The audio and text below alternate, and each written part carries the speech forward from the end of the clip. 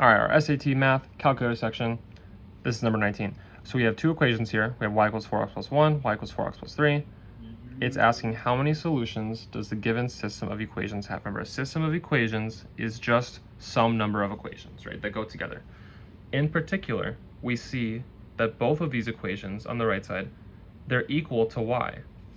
So because this equals y and this equals y, we also have 4x plus 1, the right side, equals the one over here, 4x plus 3.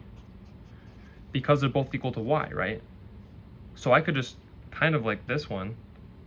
This is like this equation. This one right here is like this top equation that I just wrote down, just with this part substituted for y. See that? Okay.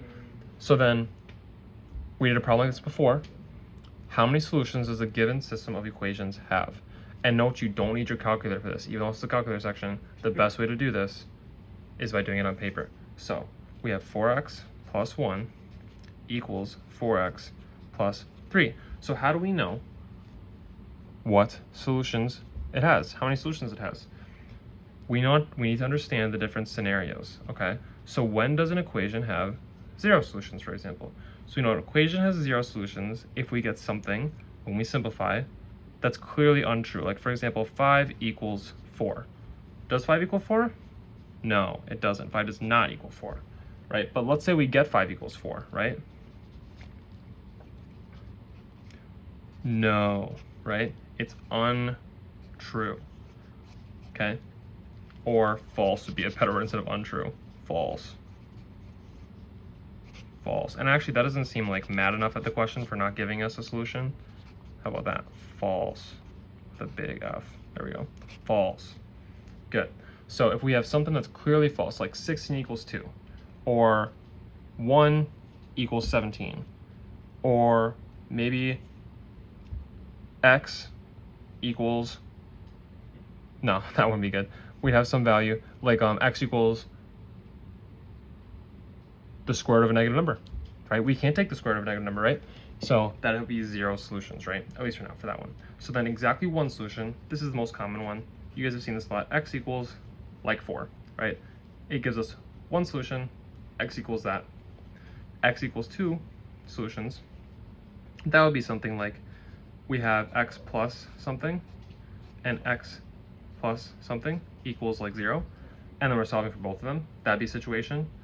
So x equals 2 things, like x equals like 2 comma 3. Or you have x equals the square root of x equals the square root of a positive number, like x equals square root of 9, right? Because then you would square it, or x squared equals 9, so x squared equals 9, So then you'd take the square root, and you'd have x equals positive or negative 3, right? So that'd be another example, would be 2 solutions, okay? So those ones are pretty self-explanatory. The number of solutions would be how many exactly it is, right? Infinitely many would be you have something that's always true, like 4 equals 4. So maybe the x's disappear when you simplify. And remember, these are all after you simplify the equation, right? 4 equals 4. So something that is unequivocally true. Yes, true.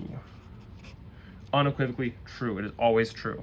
4 equals 4. 16 equals 16. Something that's true. That will give you infinitely many because no matter what value you put in for x, this is always true, right?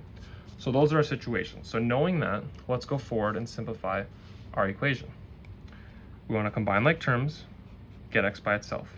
So find our 0 pair, subtracting by 1 on each side. Whatever you do to one side, we do the other side.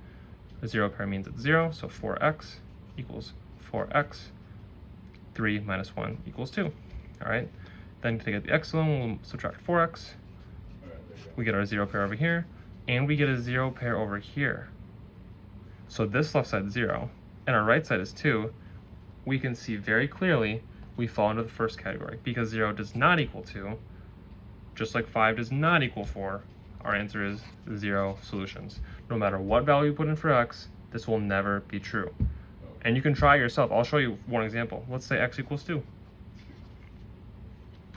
We have 4x on the left side plus 1. On the right side, we have 4x plus 3. So substituting, we have x equals 2, because it's always x equals 2, right? We're plugging in x equals 2. So that means for both sides, x equals 2. 4x is 4 times 2 plus 1. On this side, it's 4 times 2 plus 3. 4 times 2 is 8.